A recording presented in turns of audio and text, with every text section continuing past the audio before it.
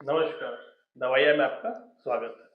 हम लोग अलग-अलग तरह के पेन किलर के बारे में बात कर रहे थे। तो आज एक पेट दर्द से जुड़ा पेन किलर के बारे में बात करेंगे जिसका नाम है डाइसाइक्लोमिन।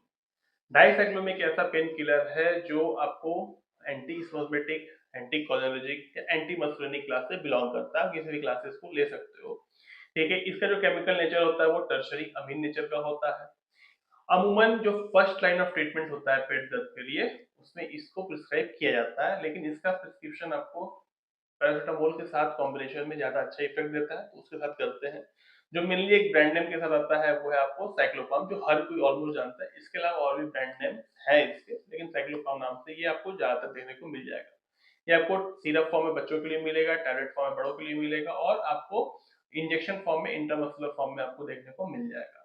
अगर इसके मैकेनिज्म ऑफ एक्शन की बात करें तो ये 2 तरीके से मैकेनिज्म ऑफ एक्शन है इसका। एक है आपको एंटी कोलिनर्जिक या एंटी मस्कुलिनिक मैकेनिज्म ऑफ एक्शन। इसमें क्या होता है कि जो मस्कुलिनिक रिसेप्टर होते हैं M1 और M3 खास करके, उसके ऊपर ये जाके बाइंड करता है, जिससे जो एसिटाइलकोलिन है वो अवेलेबल नहीं होता है और उससे क्या होता है कि पारासिम्पैथेटिक नर्व एंडिंग पे एसिटाइलकोलिन ब्लॉक हो जाते हैं, जिससे जो स्मूथ मसल्स होते हैं वो रिलैक्स कर जाते हैं।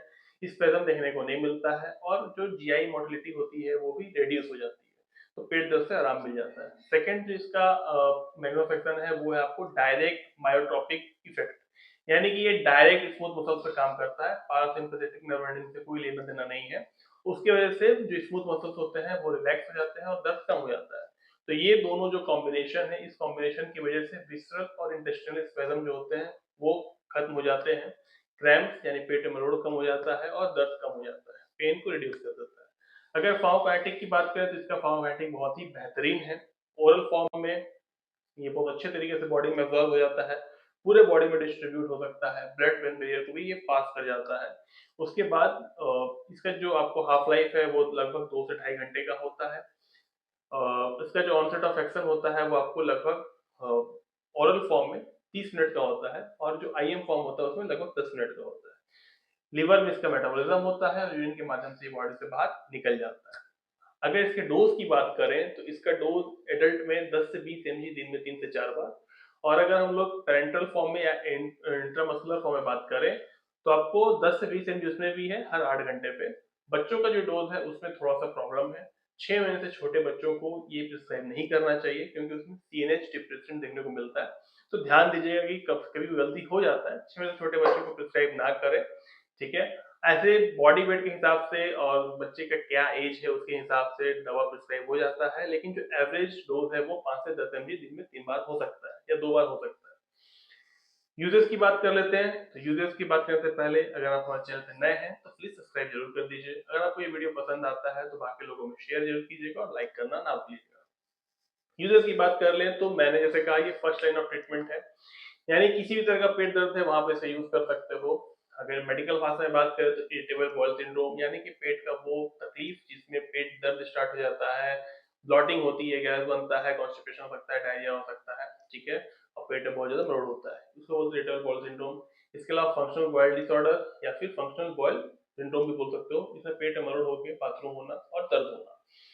तीसरा होता है आपको किसी भी तरह का गैस्ट्राइटिस या फिर इंटेस्टाइनल स्पैज़म है, मरोड़ है, तो वहाँ पे इसको यूज़ कर सकते हो आप, आराम होता है। अगर किसी को रेनल या कॉलिक, बाइलियरी कॉलिक है, रेनल कॉलिक या बाइलियरी कॉलिक है, यानी कि गॉल ब्लैडर स्टोन की वजह से या किडनी स्टोन की वजह से किसी को दर्द हो रहा है, तो वहाँ पे भी इसका यूज़ हम लोग करते हैं ताकि दर्द से आराम मिल जाए। डिस्मेनोरिया यानी कि मेंस्ट्रुअल पेन जो होता है, उसमें आराम के लिए भी महिलाओं में ये प्रिस्क्राइब किया जा सकता है ताकि मेंस्ट्रुएशन में जो पेन हो रही है, उसको कंट्रोल किया जा सके। लेकिन अगर मैं आसान भाषा में बात करूं तो आप किसी भी तरह का पेट दर्द होता है, खास करके मरोड़ देके जो पेट में दर्द हो रहा है, कहीं भी दर्द हो रहा है, आव पड़ गया है, मतलब मरोड़ हो रहा है और धीरे धीरे बाथरूम हो रही है, ठीक है, गैस की वजह से दर्द है, तो किसी भी तरह का जो पेट का दर्द होता है आप उसमें इसको first line of treatment use कर सकते हो पैराडामोल के कॉम्बिनेशन के साथ। बहुत अच्छा तरह से काम करता है। अगर हम लोग साइड इफेक्ट की बात करें तो इसके कई साइड इफेक्ट देखने को मिलते हैं। अमूमन साइड इफेक्ट लोगों में देखने को नहीं मिलता है, लेकिन कुछ साइड इफेक्ट हैं जो दिख सकते हैं आपको, जैसे कि nausea, vomiting, diarrhoea, constipation, dizziness, drowsiness, blurred visions, urinary retention, tachycardia, hypotension. तो ये कुछ साइड इफेक्ट हैं जो देखने को कभी कभी मिल जाते हैं, पाल्पिटेशन उसमें से एक है। अगर मैं कॉन्ट्राडिक्शन की बात करूं तो ग्लूकोमा के पेशेंट्स में, मिथिया ग्रेविस के पेशेंट में, और अगर किसी को किसी तरह का ऑब्स्ट्रक्शन है पेट में, उस तरह के पेशेंट्स में इसका प्रिस्क्राइब नहीं करना चाहिए, और 6 महीने से छोटे बच्चों में इसको प्रिस्क्राइब नहीं करना चाहिए। वहां पे कुछ प्रॉब्लम देखने को मिल सकते हैं। अगर मैं इसे ड्रग इंटरेक्शन की बात करूं तो इसके अलावा जो भी एंटीकोलिक ड्रग है उनके साथ इसको नहीं देना चाहिए। एंटी डिप्रेसेंट, सीएनएस डिप्रेसेंट हो या ट्राइसाइक्लिक डिप्रेसेंट हो, उसके साथ इसको नहीं देना चाहिए। एंटीहिस्टामिन के साथ इसको नहीं देना चाहिए, और डिजॉक्सिन एंटासिड के साथ इसको नहीं देना चाहिए। इनके साथ ये कॉन्ट्राडिक्ट कर सकता है। प्रेगनेंसी की बात करें तो प्रेगनेंसी में ये सेफ है, लेकिन फिर भी बिना अपने हेल्थ केयर प्रोफेशनल की सलाह के इसको ना लें। डॉक्टर, नर्स या फार्मासिस्ट से पूछ के ही से सलाह लें। यूट्यूब का वीडियो आपको सिर्फ इन्फॉर्मेशन देने के लिए है, दवा प्रिस्क्राइब करने के लिए नहीं है। ब्रेस्ट फीडिंग के समय इसका यूज नहीं करना चाहिए, क्योंकि ये ब्लड ब्रेन बैरियर को पास कर जाता है, तो माँ के दूध के साथ बच्चों में ये जा सकता है, तो वहां पे सेफ नहीं है। उम्मीद है कि आपको ये वीडियो पसंद आया होगा। अगले वीडियो में फिर मिलेंगे, तब तक ख्याल रखिए।